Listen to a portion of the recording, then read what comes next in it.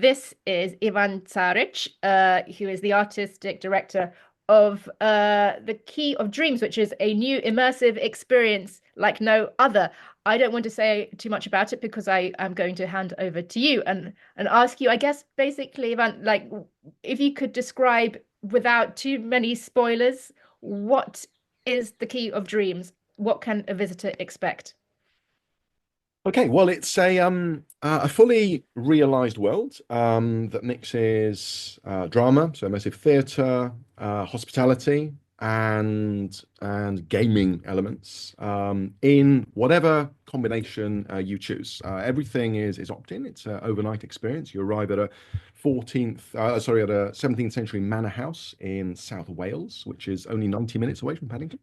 Um, and you're greeted immediately sort of in world. So the cast are there for the full 24 hours, and they're in world, and you engage with them, and you eat with them, you help them solve their problems.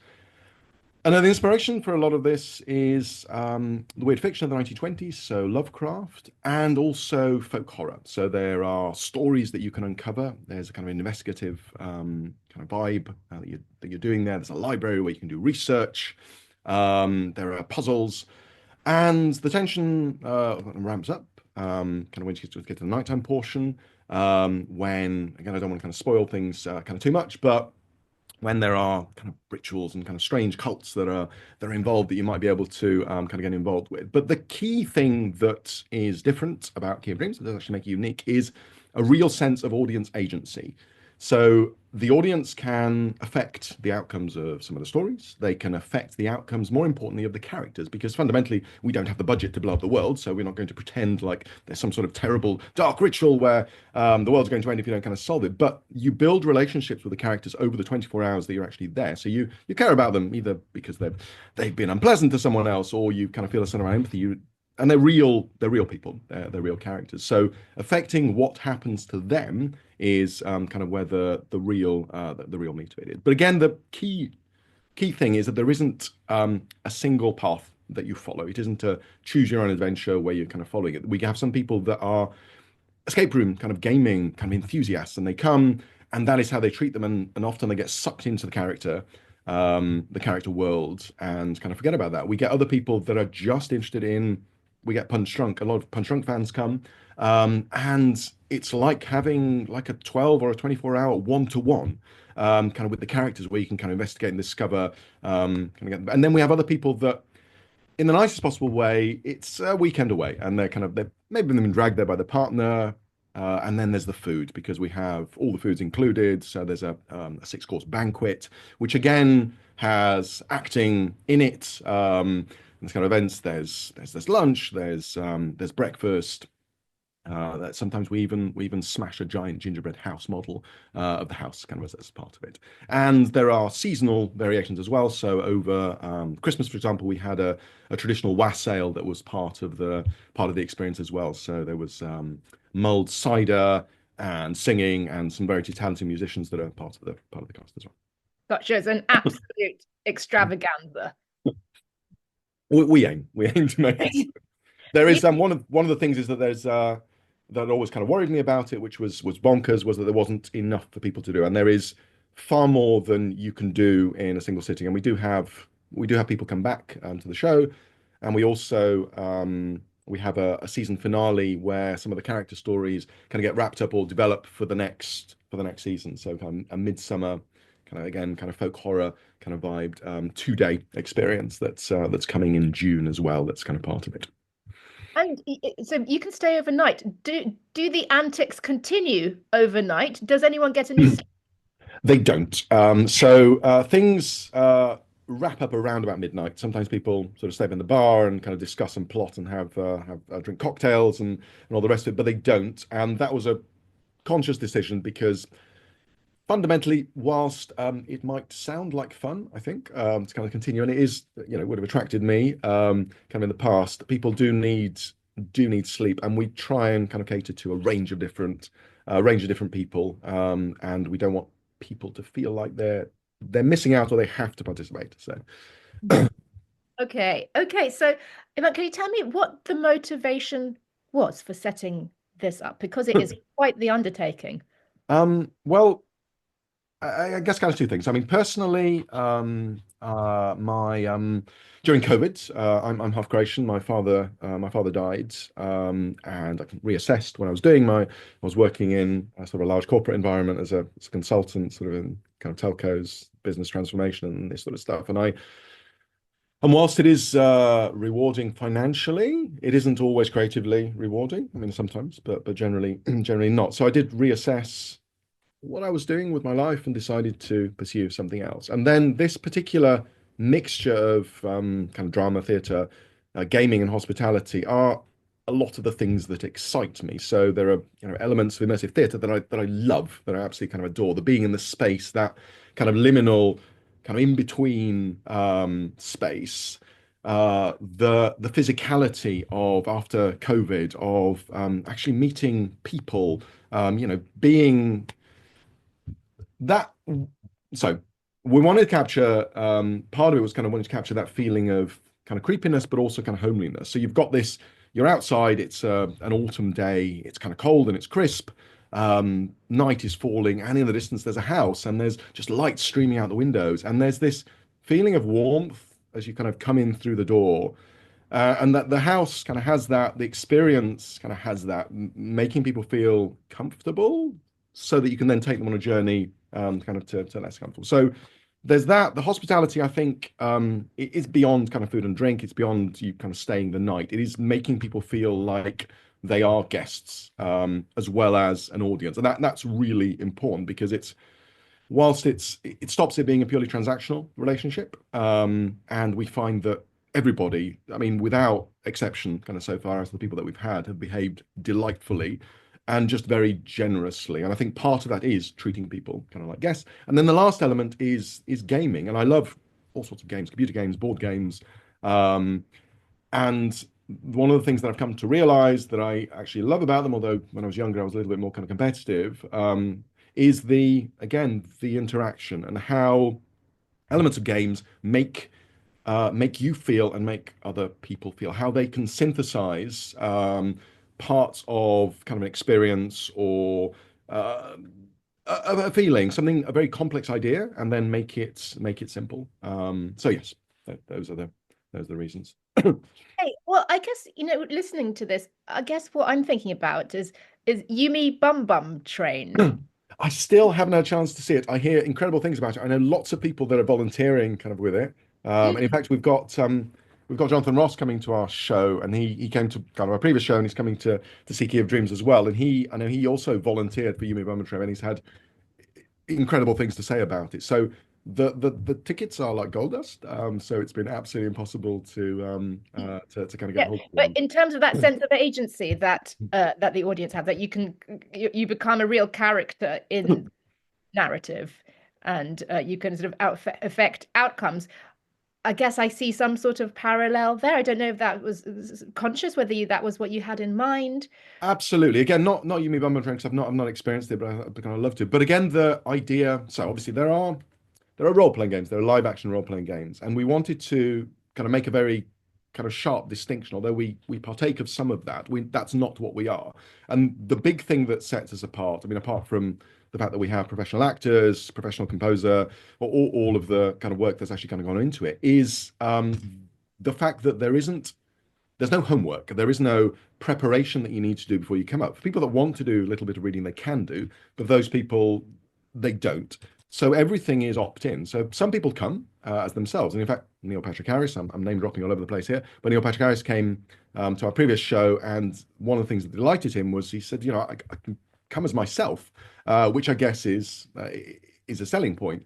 And then some people come as characters kind of in role in the same way that I know some people go to secret cinema. A friend of mine, he went to the Bridgerton one sort of 3 or 4 times as a poet, as if he's kind of dressed up and all the rest of it. So there's a continuum of people, and we encourage people to do whatever they're comfortable with. But the key thing is that unlike something like I don't know, a murder mystery or something like that, where you have to commit to it and throw yourself in right from the start. Otherwise, you probably won't get very much out of it because it's quite short. But also, you're probably going to ruin the experience for other people if you're sort of snide and all the rest of it. Here, people can dip their toe in the water, And then by the end, they can, fully commit to it, or still kind of have a little bit of distance and just be involved in kind of the puzzles or kind of some of the story elements. So Okay, yeah, so there's time basically in exactly, this case to ease yourself in gently rather exactly, than yeah. feeling I've got 2 hours now, I need to make the most Exactly. of. Although it doesn't, the time does fly by, and there's the whole. I'm going to get the terms wrong, but I know kind of Punch Drunk again use this kind of model. Lots of other immersive kind of theatre kind of groups do the kind of whole paddlers, swimmers, divers kind of thing, where people are the amounts they're willing to kind of commit to an immersive experience will kind of vary. We allow people to go from one state to the other. In fact, one of the most delightful um, we love it when people that are very kind of committed come and have a great time. That's obviously great. But even more than that, it's when people have. We had someone come along, a chap that was coming along with his daughter, never traveled outside the country. About 40% of our audience kind of comes from the States. But he kind of came over and he's obviously outside. He's a guy in his kind of early 60s, and he's obviously outside his comfort zone. He's here essentially to chaperone his daughter. Um, and he's kind of worried that she doesn't need any help. She's the team, the actors are phenomenal at empowering people, at just giving them permission to do what it is that they need to do, directing them, making a bespoke experience really for them. That sounds a little pretentious, but genuinely, this is what you're interested in. Oh, well, maybe you want to kind of pursue that. And they're because there are only up to 30 guests, and we have five, six, as well as kind of the additional kind of front end stuff, kind of main actors kind of doing it, we can do that.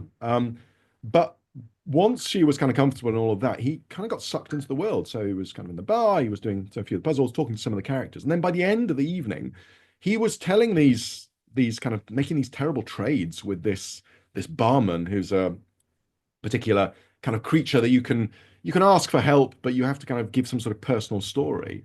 And he's either role playing or actually telling deeply personal stories about kind of his life with an audience kind of around him, and bantering kind of with his character. And he's in the world and he's enhancing the experience for other people, but also he's suddenly become kind of part of it, which I'm absolutely confident was not remotely his kind of intention kind of at the start. And that's genuinely delightful. I read somewhere that the experience is a bit like stepping into a novel. Yes, yes, yes, no, absolutely.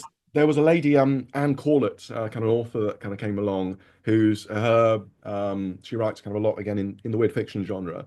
And again, it was delightful. And again, it's a credit to Laura Langrish, the kind of lead writer, and a lot of the writing that she's kind of done in the story, and the actors as well, obviously. So there's also kind of a gaming angle as well. We had a review in Eurogamer where they kind of came, and again, they're branching out into looking at kind of immersive theatre. I know they did a kind of review of Isla's Room and so on. But again, the also like sort of stepping into a computer game. But again, all of these terms, they're helpful except when they're not, because for the people that come from immersive theatre backgrounds, so we have a lot of punch drunk fans, the gaming stuff is just irrelevant and it doesn't really impinge on what they're doing. They're focusing on character, story, and following and pursuing those. For the people that are interested kind of in the more gaming side, and there are sort of these secret societies you can join and things, then that's kind of what they're focusing on, and then the character stuff comes a second. So Okay.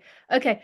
I mean, I guess something that does come to mind is just the massive costs involved, because often for these immersive, let's get down to the nitty-gritty. Often when these immersive events work, there's a huge budget thrown at them, and you can really tell the difference. The difference between it being immersive and not is often the budget, and just in terms of the sets, the detail of the sets you need to create, the whatever the caliber of the people involved, Mhm. everything. So I'm wondering, let me ask you, how do you make this financially viable? so the place itself, it's a 17th century manor house called Trerwyn, which is incredible. It's got room for 23, 25 people to sleep. It's a character in the story itself. It's obviously outside London, which makes it cheaper to an extent. And obviously the ticket prices are high, low for what you get. And we do need to look at kind of raising the ticket price probably kind of next year, because fundamentally it's 24 hours. We have an actor to guest ratio of maybe 4 to 1, sometimes 3 to 1, which is obviously huge. Not Mannequin's huge, which again is a phenomenal show. I'd really recommend people get a chance to see. But there's the price that we're doing, and more word of mouth. Like I said, we have a lot of people coming from the States that travel, and sometimes they come to see kind of multiple shows. And we do have people coming back again because there's far more to do than you can kind of do in one go. The other thing we're doing around kind of finances to kind of make it viable is kind of expanding partnerships with other creators that are involved in adjacent spaces. So there's kind of a more sort of long-term partnership we're doing with a lady that produces kind of narrative puzzle games. Um, we will hopefully be producing later in the year a narrative horror podcast. And again, the idea is that these are good kind of quality kind of experiences in and of themselves, but they also kind of expand the audience and kind of provide kind of other sources of revenue, I guess, but also a wider kind of audience that are kind of interested. And there's been big resurgence in cosmic horror, Lovecraft, and also folk horror, which are all things that passionately excite us, kind of as writers and creators. Kind of. I guess it's really hard to get the balance, isn't it? Because as you say, you have to make the price high to account to be able to accommodate everything that goes into it. But then I wonder if that creates an issue with the kind of person who you'd like to come to the show, because I guess not everybody can fork out £1,000 for a ticket. Yes, no, absolutely. So, and again, people don't have to stay at the venue if they don't want to. And we do have one of the things people kind of asked us is to provide tickets sort of separately, so people can just buy a ticket and arrange for their own accommodation. And they obviously get the whole experience, but they just don't kind of stay in the venue. So at that point, it becomes sort of around £400. So it becomes kind of it's a lot of money, but it's still cheaper. People still need to get there. And Yes, people pay for, opera tickets that might cost. exactly. Yeah. Well, I mean, or I don't know, you don't live in London, you go to London, you got to kind of travel to London, you probably stay there overnight. That's going to be expensive. And then a meal. So, but you're getting 4 meals effectively, and the experience, and it is unique and all the rest of it. So, yeah, to answer your question about people, I was worried about that. And obviously, we do get a lot of people that are pretty well off, but we also get people. Again, we've only been going for 2.5 years, but that come back again, and it is their trip for the year, coming over from the States. This particular lady has kind of come over 3 times, and they save up to do that. And again, people's hobbies are, football, concerts. If you kind of go abroad, kind of to a gig, that the price is similar. But one of the things that we do want to explore, and that we will do, that we're working on this year, is again adjacent experiences that are again in the Key of Dreams world. So this kind of all the stuff that kind of interests us and excites us, but is a kind of a lower price point. So it's not sort of an overnight experience. But again, we're looking to kind of find sort of partners to kind of work with kind of on that. Mm. But as you said, people, if they want to have a trip abroad, say they want to have a weekend off, you often want to make that weekend count, don't you? Exactly. Yes. No. And again, especially after COVID, I know it's kind of a few years ago, but I think its effects still kind of linger on. That some sort of experience, because it is all about stories. It's about not just the stories that you're kind of experiencing, the stories that you get to tell afterwards. And there was this thing, and try not to kind of spoil kind of anything, but I had to try to scull from a lake, or I there was this kind of moment kind of in the firelight, and this character was telling me this story, and I suddenly realized what it all meant. It's that's what you can't really buy, right? I mean, and obviously we have that with our friends. If we go to the theater, if we go to the cinema, if we go for a walk, I mean, stuff can happen. But because it's so kind of compact and unusual, and everyone else is kind of in the same situation, it does give these stories. And more than that, every single show is genuinely different because of the agency. It's one of the reasons why the same actors keep coming back and working with us, is because the level of audience agency, because of how things can work out, it ends up being different. And that isn't always apparent to the audience, and it shouldn't necessarily be. But again, that creates emergent stories and emergent play, which then kind of feeds into kind of what the experience. And every part of the experience we've tried to design to, this is going to sound a little bit kind of corporate, but to be a kind of a capability, a tool, something that will both the actors and the audience can actually play with. So the technology, for example, I won't go into kind of a lot of detail, but we use some technology. It's fairly hidden, so it's not, I want to avoid that. I'm pressing a thing. Am I doing it wrong? Or is it just not working? That kind of horrible kind of thing. But we use technology to delight people. But the key thing is that it can be used in a range of different ways, some of which we haven't even kind of thought of, but it's all largely social. So Mhm. you learn what something means, a way you can use it, and then use it kind of a different way. And it's the same with the actors, the way the actors respond to that. I'm being incredibly coy because it's a bit, we can talk about it maybe kind of I after can the, you the don't want to dreams. give too much away. Yes. But just in terms, just a little bit more detail would be so interesting about, for example, the actors that who are involved. Are there sort of names from the theatre world, from the film world, Yes. and similarly So the team? so we have a kind of eclectic mix of actors, which is again is a strength. And I came to realize quite early on that so we have a couple of professionally trained I mean they're all professionally trained, but sort of classical kind of actors. So there's a lady called Maxine Dubois, who's kind of singer, an actor, a ballet dancer. I think she co-founded the Matthew Bourne kind of ballet company, or she was kind of involved kind of with that kind of early on. Um, we've got Emily Carding, who is a kind of Shakespearean actor, does a lot of immersive one-person Shakespeare throws, which are phenomenal. If anyone gets a chance to see their Richard III, it's kind of phenomenal. And then we have couple of other people, Rick and Dan, who are actors, but like different actors. They tend to work in with historical societies and kind of groups doing historical interpretation, and they all bring different strengths to it. They're all older as well. And I put it kind of dimple class. So we're not we do have some kind of young people that are part of the company, but and so they do bring a lot of kind of experience with them. So for example, Rick, he does a lot of work for English Heritage.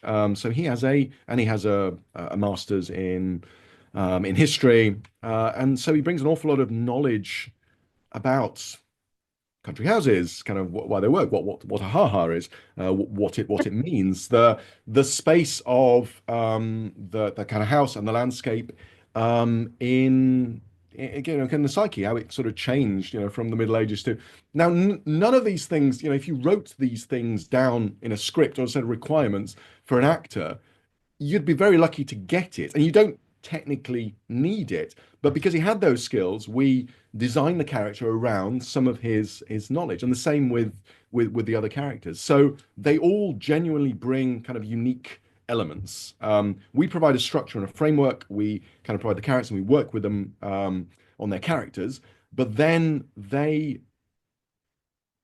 run things. They have a lot of autonomy and agency, and this was very hard for me at the start because I have spreadsheets, I have plans, I have everything is kind of ordered. I'm dealing with all the operational stuff as well as a lot of the creative stuff as well, and it was very difficult to let go. And in fact, it was the executive chef, Dominic Zeal, who kind of the very first show, I'm kind of lost. I'm running around. I don't know if anyone's enjoying themselves. I don't know because everyone's rushing around. I don't know what I can do to help. I don't know any of this. And he sits me down. He says, "Well done, you've succeeded. Now have a cup of coffee and trust people to kind of do their job." And it's trite, but it's absolutely true.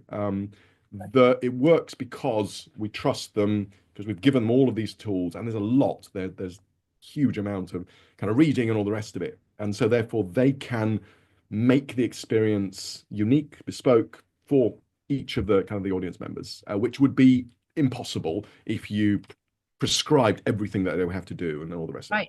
So these are the actors. I guess you've got the chef, you've got probably a set designer, probably a very large creative it. behind the scenes team. So yeah, so we've got uh there's we have kind of three people that are effectively kind of backstage but kind of forward stage. They have a character, but it's not kind of like keynote. They're facilitators. So we have Leo Dalton, who's kind of associate creative director, Laura Langrish, who's kind of lead writer, and myself. And we're there kind of in role, but we're there to facilitate, to do all of the kind of backstage stuff. We have the stage manager, Kirsty, who's phenomenal, who kind of manages and organizes all of that. There's the chef, obviously, and a couple of their goblins, they're kind of chef's kind of assistants. And then there's the people that kind of help kind of set it up. So there's the composer and sound designer, because the sound kind of design is phenomenal. Each different room has its own kind of soundscape.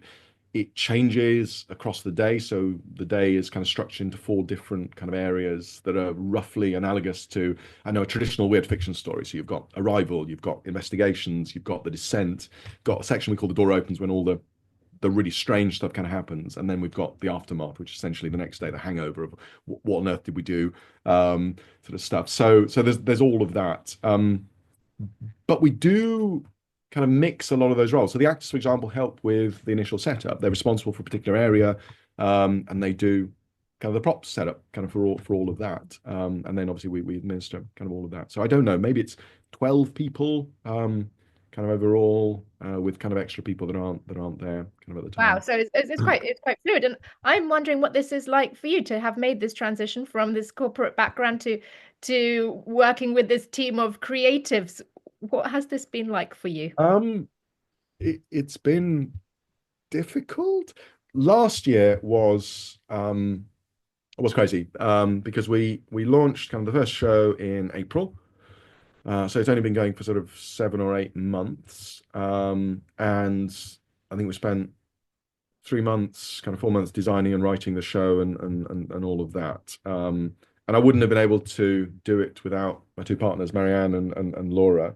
Marianne does a lot of the prop making, and she's also one of the actors in the show as a sort of housekeeper. Again, a sort of facilitator role, but there's anyway there are kind of elements there that kind of part of the experience. But it's been, leaving aside the money, which obviously I sound very privileged, because obviously nobody makes money in the theatre, and that's not why kind of people do it.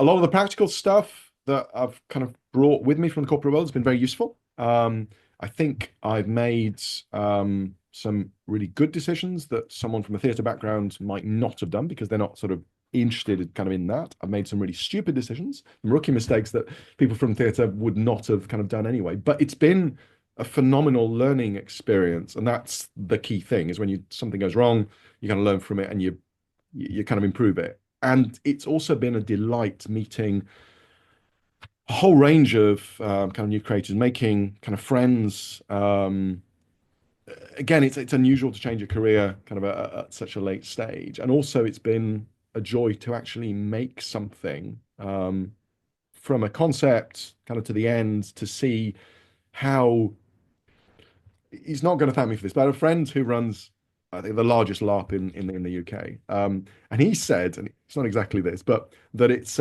what he does is a little bit like running software on people, which sounds awfully cold and kind of clinical. And this isn't that.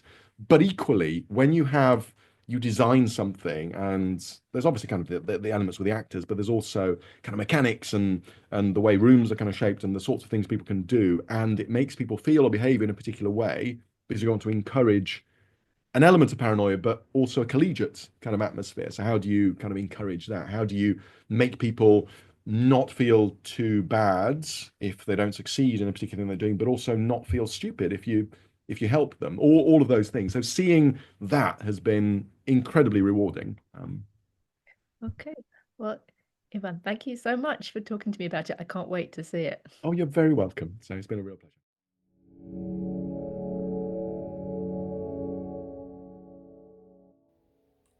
Hi everyone, thanks for watching. If you'd like to see more of the same, then feel free to hit subscribe on our channel, or for more similar coverage, visit our website at www.thecuspmagazine.com. Thanks, and I'll see you another time.